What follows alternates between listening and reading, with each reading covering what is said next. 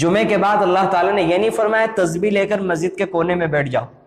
نہیں، اللہ تعالیٰ فرماتے وابتغوا من فضل اللہ، اب اللہ کا فضل، اللہ کی دی ہوئی روزی تلاش کرو۔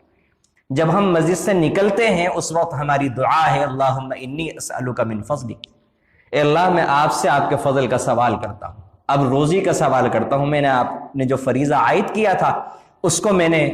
بخوبی انجام دے لیا، اب میں آپ سے روزی کی آسانی کا سوال کرتا ہوں۔ تو اللہ رب العزت نے روزی کو تلاش کرنے کا خود حکم دیا ہے قرآن کریم میں، اور قرآن کریم میں اللہ تعالیٰ نے روزی کو، کمائی کو فضل کے ذریعے سے، فضل کا لفظ استعمال فرمایا کئی جگہوں پر، جیسا کہ میں نے کہا تلاوت کی وابتغوا من فضل اللہ۔ اور دوسری بات مجھے یہ عرض کرنی ہے کہ یہ بھی ذہن میں رکھیں جو گزشتہ ہفتے میں نے بیان کیا تھا،